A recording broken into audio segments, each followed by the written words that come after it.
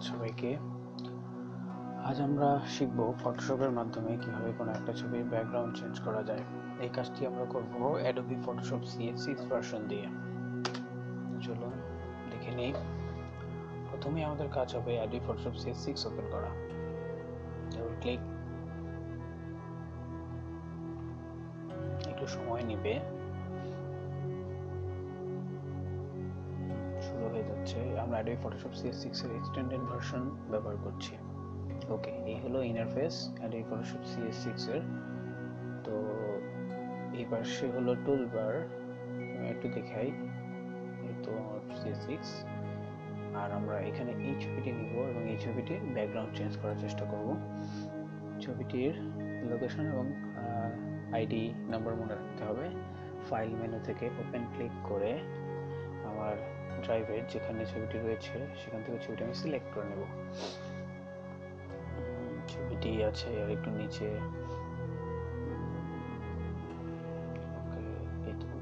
এই তো 2737 ওপেন। ওকে, ছবিটি চলে আসলো। এবার আমার কাজ হবে এর ব্যাকগ্রাউন্ডটা চেঞ্জ করে দেওয়া। এই পাশে আছে টুলবার। টুলবারে বিভিন্ন ধরনের টুলস আছে, সব কিছু দিয়ে সব কাজ হয় না, একটা দিয়ে একটা কাজ হয়। তো সাধারণত ব্যাকগ্রাউন্ড চেঞ্জ করার জন্য আমাকে আগে বুঝে নিতে হবে এই যে এটা হচ্ছে ফোরগ্রাউন্ড কালার। এটা থাকবে ছবির উপর কোনো লেয়ার নিলে সেই লেয়ারের কালার হবে, আর এটা হলো ব্যাকগ্রাউন্ড কালার। ছবির ব্যাকগ্রাউন্ড যদি আমি কোনো কালার দিতে সেটা এইভাবে চেঞ্জ করতে পারবো। ফাইল মেনু থেকে নিউ ক্লিক করে একটা নতুন ফাইল খুলে নিব, নতুন লেয়ার খুলে নেব। তো এই হলো আনটাইটেলড। লেয়ারের উইথ অ্যান্ড হাইট ইচ্ছা মতো দেওয়া যায়। আমরা পিক্সেলও রাখতে পারি, ইঞ্চিতে রাখতে পারি, ইঞ্চিতে রাখা সুবিধাজনক। এবং পিক্সেল পার ইঞ্চ দিয়ে ছবির রেজলিউশন কন্ট্রোল করতে পারি। 100 দেখুন, 100 দিলে ইমেজ সাইজটা আসছে, 150 ইমেজ আরও বেশি আসছে, তাহলে আমাদের ফাইল সাইজ একটু বড় হয়ে যায়। তো চেষ্টা করবো মোটামুটি কম রাখার জন্য। আমি 100 দিয়ে কাজ করব, তাহলে হ্যাং করবে না। এবং এখানে ব্যাকগ্রাউন্ড কালার হোয়াইট রাখলাম এবং টাইটেল দিয়ে দিলাম সাপোজ মৃদুলস টেস্ট প্রজেক্ট। ওকে, এই যে দেখুন আমার ক্যানভাস সাইজটা হয়ে গেছে A4 সাইজের। আমার এটার প্রয়োজন নেই, আমার হাইট অ্যান্ড উইথ অন্যরকম দিতে হবে। তাই এখানে আমি ওকে, নেম মৃদুলস টেস্ট প্রজেক্ট, আর এখানে উইথ দেব 30 অ্যান্ড হাইট দেব 20।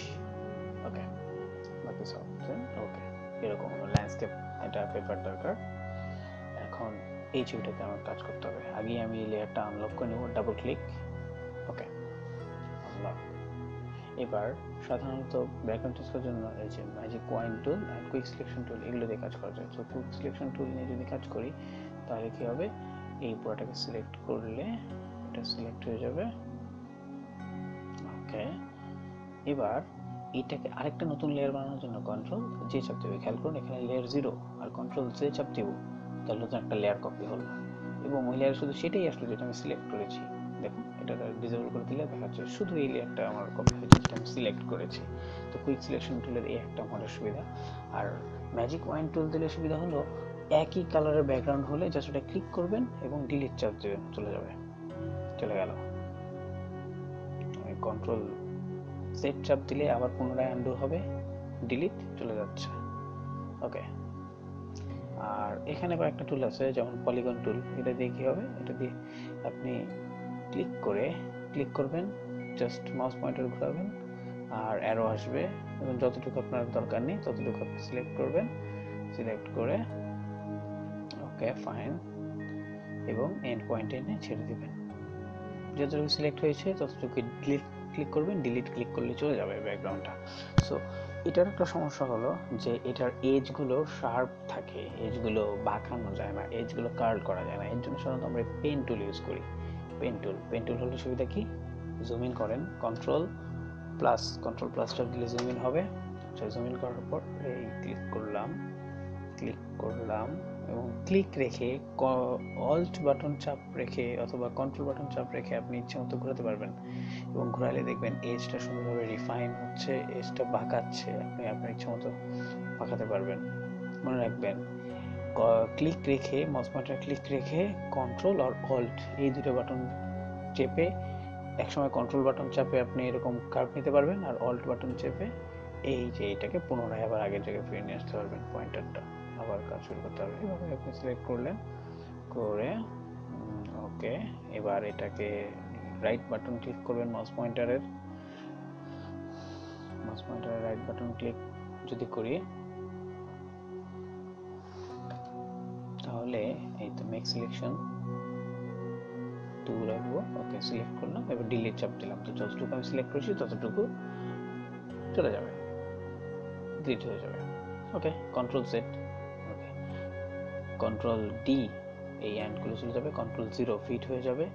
আমি দেখুন এর আগে একটা লেয়ার কপি করে ফেলেছিলাম, সো যে লেয়ারটা কপি করেছি শুধু আমার সেটাতে কাজ করবে, এটার কোনো কাজ আমার নেই। সো আমি কুইক সিলেকশন টুল দিয়ে আগেই ওই লেয়ারটা বের করে নিচ্ছি, আর যেটা দরকার নেই সেটা ডিলিট চাপ দিলাম, চলে গেল, লেয়ারটা ডিলিট হয়ে গেল। এবার দেখেন এই যে সাইডের যে এজগুলো আছে, এজগুলো শার্প হয়নি এবং ব্যাকগ্রাউন্ড কিছুটা রয়ে গেছে। সো এই কাজগুলো করতে হবে। যেমন দেখেন এই যে ভেতরে একটা রয়ে গেছে, এর জন্য আমি ম্যাজিক কয়েন টুল নেব, সিলেক্ট করব, ডিলিট চাপ দেব, চলে গেল। আচ্ছা, তারপর এই এজগুলো রিফাইন করতে হবে, এর জন্য আমি পেন টুল ইউজ করব। তো সাধারণত পেন টুল সবাই ইউজ করতে পারে না, এর জন্য প্র্যাকটিসের প্রয়োজন হয় এবং একটু ধীরে ধীরে সময় দিতে হবে। ক্লিক করে অল্ট বাটন চাপ রেখে টানলাম, ক্লিক করে অল্ট বাটন চাপ রেখে টানলাম, আর কন্ট্রোল বাটন চাপ দিয়ে পেছনে আসলাম, সরি ক্লিক করে কন্ট্রোল বাটন চাপ দিয়ে টানলাম এবং অল্ট বাটন চাপ দিয়ে এই অ্যারোটাকে পেছনে নিয়ে আসলাম বা মুভ করালাম। এভাবে করছি।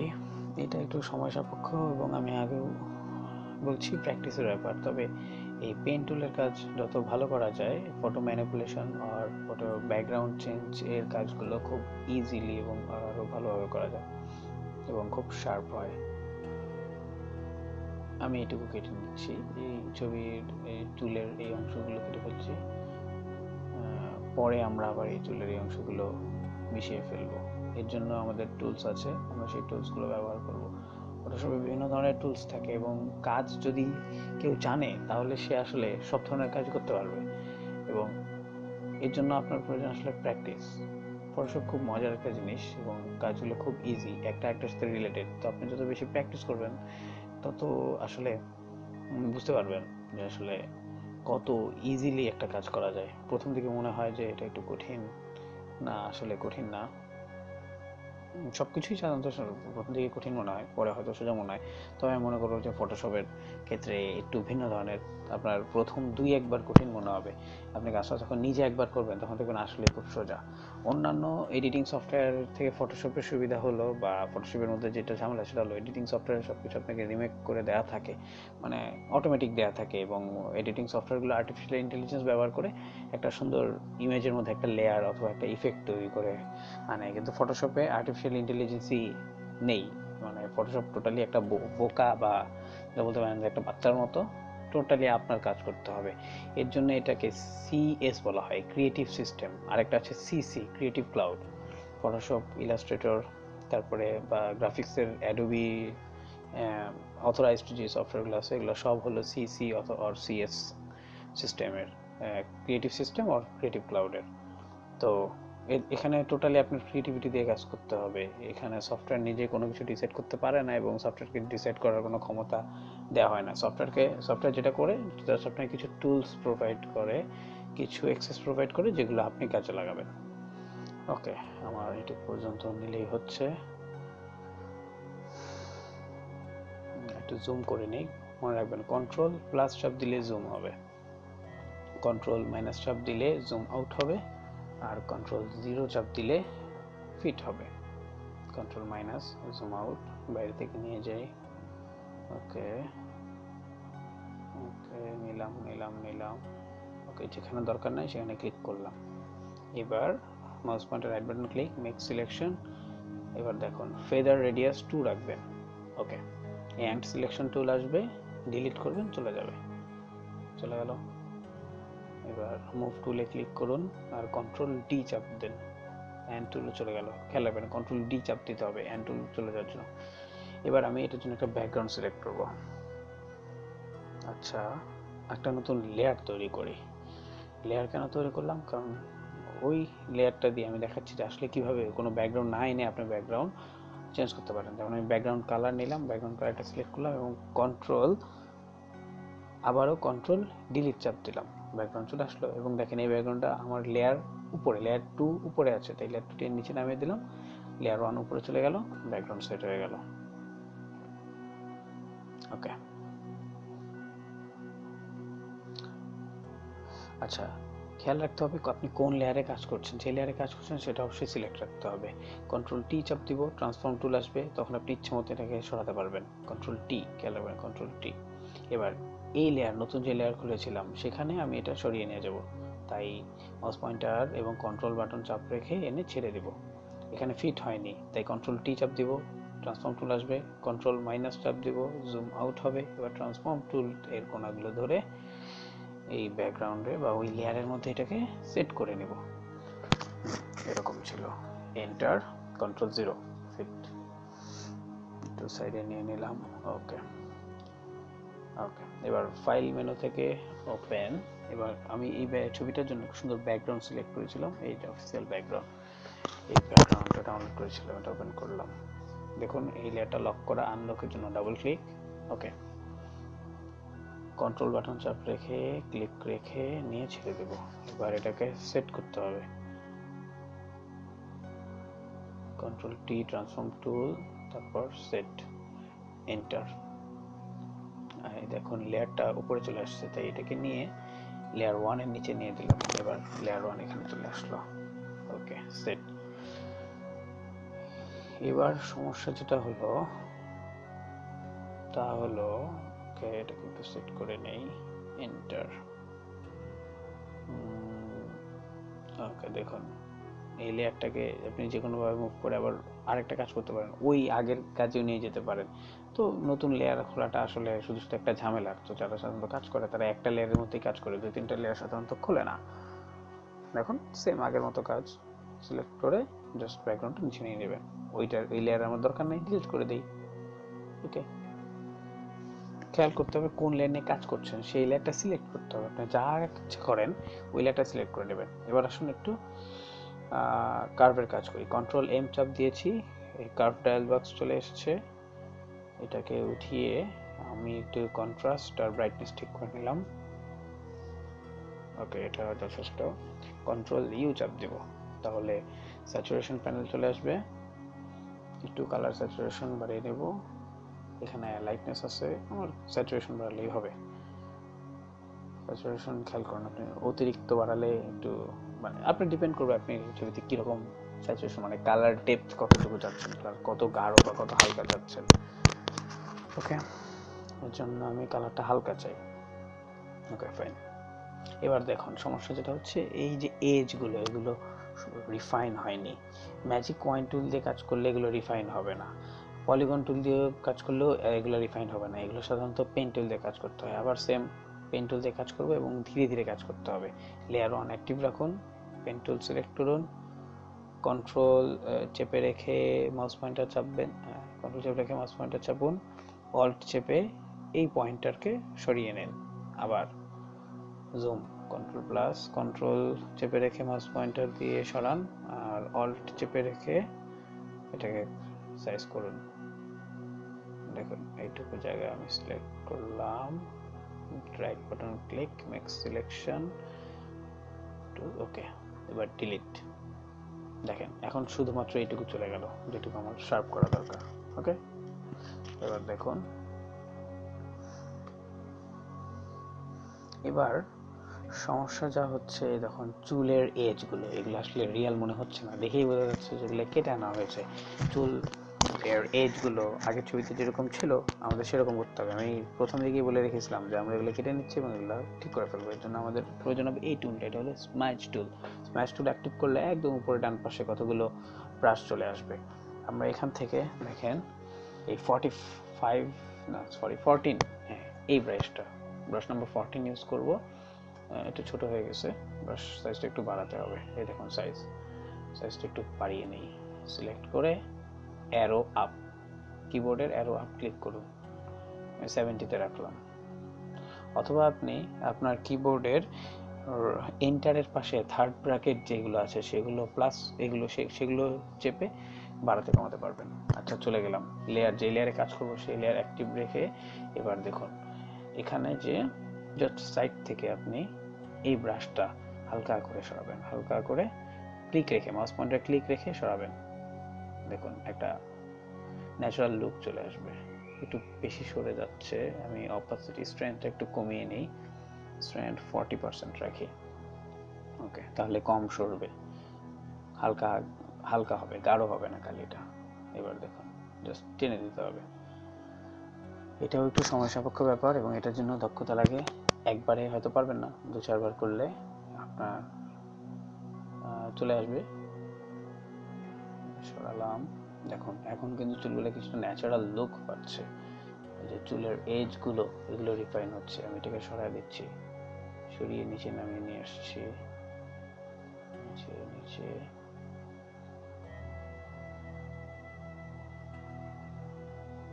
ওকে, এটাকে উঠিয়ে দিচ্ছি। ওকে, যেহেতু এটা এক ধরনের ক্রিয়েটিভ কাজ, এর জন্য আপনার ধৈর্য প্রয়োজন এবং অবশ্যই দক্ষতা, এবং দক্ষতা আপনার বাড়বে আপনি যত বেশি অনুশীলন করবেন। আপনারা হয়তো আমার এই ভিডিও দেখে কাজ করতে করতে হুট করেই হয়ে যাবে না, কিন্তু আস্তে আস্তে আপনি আরো 2-4 বার করবেন, তারপর আরো 2-4 বার করবেন। দেখুন সাধারণত চুল যেরকম হয়, ন্যাচারাল লুক হয়, সেভাবে আপনাকে একটু চেষ্টা করতে হবে ব্রাশটা টানার জন্য, তাহলে কিন্তু অটোমেটিক এটা হয়ে যাচ্ছে। আমি আবারও বলছি, ফটোশপ এর কোনো বুদ্ধিমত্তা নেই, টোটালি এটা একটা ক্রিয়েটিভ সিস্টেম। এটাতে আপনি আপনার ক্রিয়েটিভিটি যত বেশি খাটাবেন তত বেশি জিনিসটা সুন্দর হবে। এই ক্রিয়েটিভিটি খাটানোর জন্য আপনাকে সব ধরনের টুলস বা সব ধরনের ইকুইপমেন্ট আপনাকে প্রোভাইড করা হবে। জাস্ট কাজ হচ্ছে আপনার নিজেকে আপনার ক্রিয়েটিভিটি খাটাতে হবে। আমি এত ভালো কাজ পারি না, যার জন্য আমারটাও এত সুন্দর রিফাইন হচ্ছে না। আমি যাদের কাছ থেকে শিখেছি তারা আরও সুন্দর সুন্দর কাজ পারে। ইউটিউবে এই ধরনের আরও অনেক ভিডিও আছে, আমি মেনশন করব ব্লু লাইটনিং টিভি, আমি এবং তাদের লিংক আমি দিয়ে দিব আমার ডেসক্রিপশন বক্সে।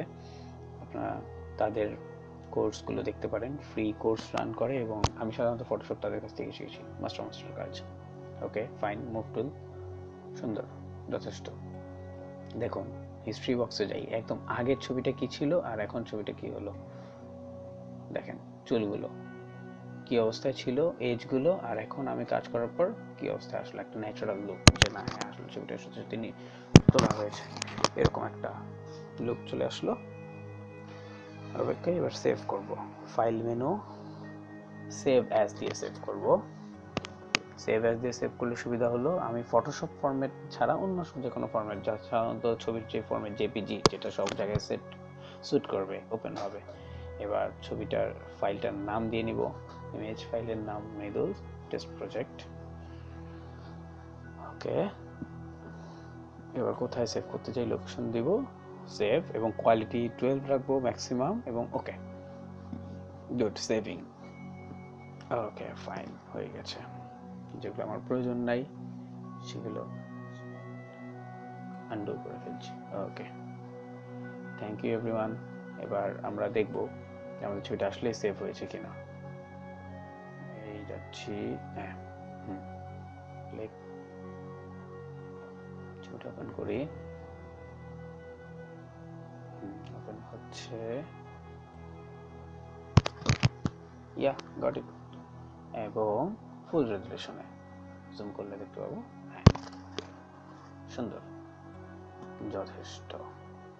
ধন্যবাদ সবাইকে, অন্য একদিন আসবো আবার নতুন কোনো ভিডিও নিয়ে। আশা করি আমার ভিডিও কিছুটা হলেও আপনাদের সাহায্যে আসবে। সাবস্ক্রাইব করুন এবং আমাদের সাথে থাকুন, আমাকে সাপোর্ট করুন। ধন্যবাদ।